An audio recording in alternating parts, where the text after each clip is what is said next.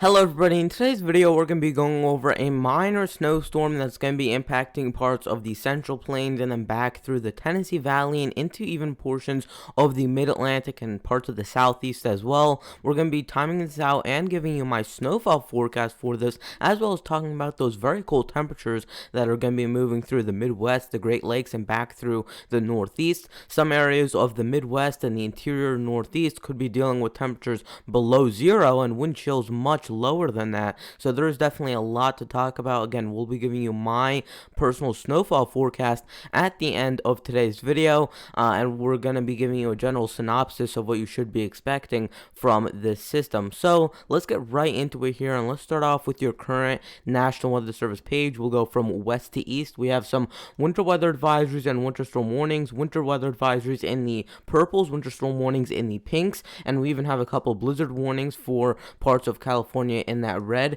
as well as some more winter storm watches further to the south, and that's all from a system that's barreling into the west coast, and that's actually been bringing a lot of snow for some of these areas, and in total some of these areas are expecting over 6 to 8 feet of snowfall, and mainly in those higher elevations is where you're expecting that snow. But it's definitely a very major system, and it's one that we haven't seen in quite a while. And then from that next system that we're going to actually be talking about in today's video, we have some more winter weather advisories scattered through the southern Rockies and back through parts of the Central Plains, and then some winter storm warnings in the pinks, winter weather advisories in the purples, hard freeze warnings in the dark purples for parts of Arizona and New Mexico.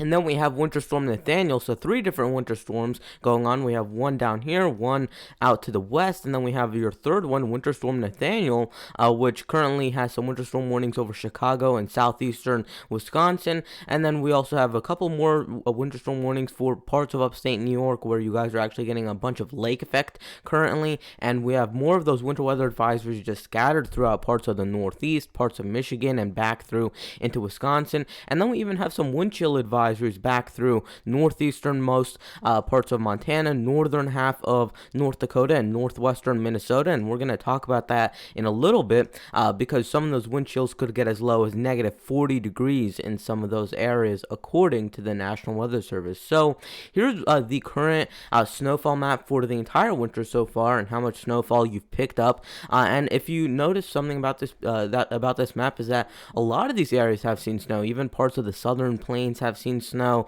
but the one area that really hasn't seen snow is back throughout this region, where you kind of have a hole of snow, and then another area for the mid-Atlantic coast. And some of these areas will be getting their first decent snowfall. It's only going to be a couple inches of snowfall, but it will be your first chance at a decent snowfall, and we're going to be timing that system out for you guys.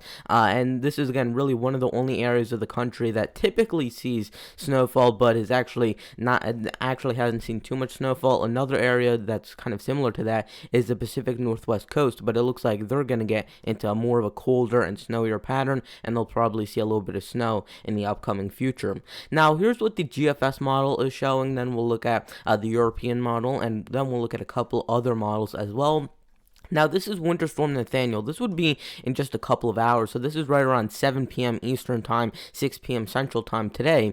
And we're looking at Winter Storm Nathaniel, which is currently has a low pressure all the way up in upstate New York. But we have another low pressure back through here, and we're trying to get another low pressure back through here. So 3 different low pressures starting to form out. And that's going to suppress this, because we have a high pressure further to the south right here. We have all of the storminess up to the north. We have more high pressure up to the north throughout here, which is bringing in some of those colder temperatures, and we have low pressure down to the south. So you can see why this system is going to take more of that southern approach, because there literally is nowhere else for this to go except for further to the south into the Tennessee Valley and into the Mid-Atlantic, and it's kind of a perfect spot for it to be in. It's going to drive right down to the south, and it should be a fairly weak system, although you could still see a couple of inches of snowfall. And again, we're going to be showing you my snowfall forecast in just a bit. So here's going through the day today. So tonight into tomorrow morning, we're dealing with some moisture being pulled out ahead of this, and the GFS is the most robust out of all of this,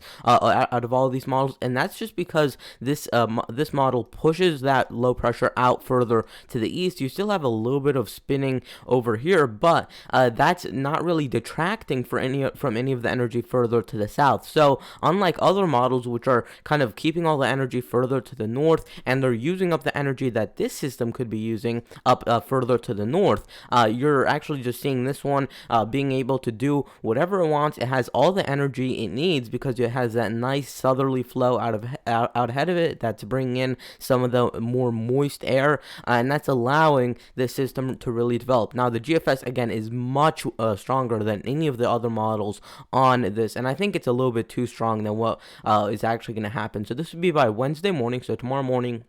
Here would be by tomorrow early afternoon and through the evening hours tomorrow. So we saw that snow move through Missouri, Illinois, Arkansas, and now it's moving into the Tennessee Valley by this point. And again, the GFS has the most moisture out of any of these. It has the most cold air pressing in out of any of these models. And we're going to show you a couple models that are much more tame than what the GFS is showing. You see that low pressure scoot off further to the south, where now much of Virginia and the northern half of North Carolina, as well as southern West Virginia, is looking at more of that snowfall. And then you're going to see that the system is going to just move straight out further to the east, and you see some residual snow showers, and it probably will be a fairly windy day on the backside of this with a very strong north wind as you get on the backside of this. If you live anywhere east of the Appalachians, you're going to be dealing with a windy, cold day on Thursday, and some of those wind chills could be rather low on the western half of this low pressure. So here's what the European model is showing, and we're going to show you the high resolution European model. We see Winter Storm Nathaniel all the way out here further to the north, and the European model definitely much weaker with this, doesn't show as much snowfall, and I think this is a little bit more accurate than what we're seeing with the GFS. The GFS would indicate even closer to 6 inches of snowfall, and that's really unlikely at this point. So this would be by Wednesday morning. We're seeing that system come out of the Ozarks through Missouri and northern Arkansas, and it's going to continue to head further to the east. You see that by Wednesday in the evening hours, we're looking at more of that snow spreading through northern Tennessee, Kentucky, Indiana, and into Illinois by this point. And we're going to see the system generally move off further to the east, and you're seeing a much colder setup. You do have cold air in place, but it's not really going to be able to be utilized because the system is going to be so much weaker than what the GFS was showing that it won't even be able to drag in as much cold air on that back end. So you can see how it starts to move into the southern Appalachians, and you're already seeing a much warmer setup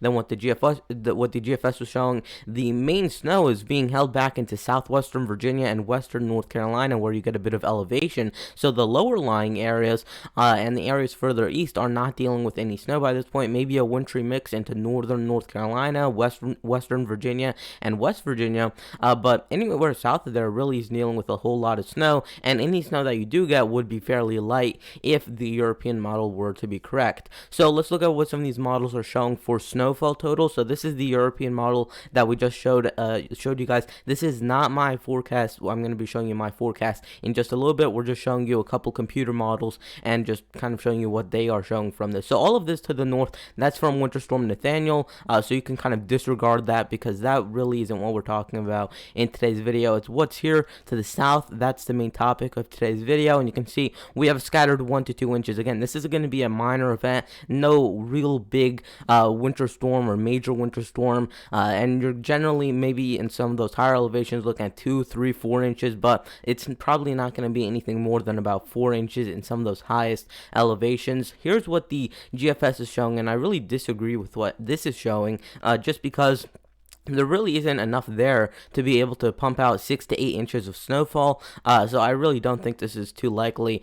You might see this hyped up on social media, but I really don't think this particular solution is too likely, and you would need a lot to go right in order for this to actually pan out. Here's what the German icon model is showing, and we're looking at fairly similar to what the European model was showing, but a little bit more on eastern North Carolina and southeastern Virginia, so we'll have to see the validity of that, and I'll probably update this forecast forecast once more tomorrow, and then we'll start talking about a couple other upcoming storms right after this one. And then here's the RGEM model, which is the high resolution Canadian model, and we're looking at more of that snow for the Tennessee Valley, and most of the models are fairly consistent on that, but it's what happens over North Carolina and Virginia where they're really kind of disputed. Some keep it into western North Carolina and western Virginia, while others keep it into the eastern halves of those states.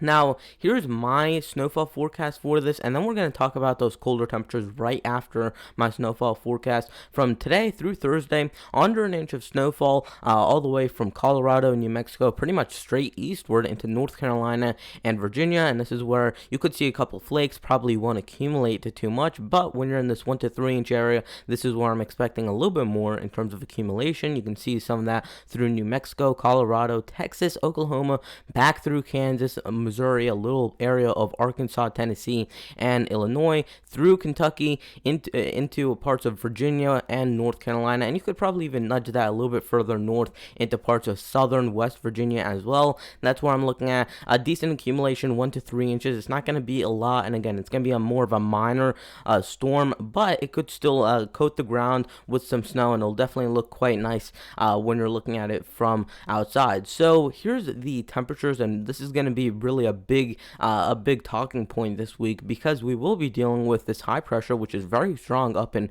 Canada, really bringing down some of that colder air. So kind of to break down what all these colors are indicating on the screen, when you're in the darker reds, kind of like this shade over South Dakota, Wyoming, and Montana, that's where you're between 15 and 10 degrees. And then when you're under 10 degrees, and between 0 and 10 degrees, that's where you're in this color right here. Once you're getting into kind of that I don't even know what color to call it, maybe a greenish bluish color, that's where you're below 0. And then in the light blues and even into the pinks, that's where you're negative 15 to negative 30 degrees, and actual temperatures, not even wind chills. Wind chills will be much colder than this. So this would be for tomorrow in the morning hours. Here's your low temperatures. Here would be by Thursday morning. Those colder temperatures are a little bit weaker and a little bit warmer, but they are suppressed further to the south. And then here's what the low temperatures look like on Friday. They're actually quite mild for this time of year over a lot of these areas. You will be dealing with a few spots that are below 0, especially in the interior and northeast, but it really gets cold as you get to Saturday the 30th, and we're looking at more of that very cold air into the interior part, actually much of the northeast, but especially the interior part of the northeast, where you're looking at a couple areas even closer to negative 10 degrees, negative 10 degrees Fahrenheit in actual temperatures, not even just wind chills, which will be much colder than this, because again, we are dealing with a windy day, especially Thursday and Friday, bringing in wind chills that are much colder than this, and that 0 degree line in terms of wind chills will be much further to the south than what you're seeing on the actual temperatures. And then here would be by Sunday, and those colder temperatures are starting to tail off a little bit, but they're still rather expansive over northern Pennsylvania, upstate New York, through northern New England as well. So that is going to wrap it up for today's video. Please consider liking the video, subscribing, and turning on notifications, and I'll see you guys in the next one. Goodbye.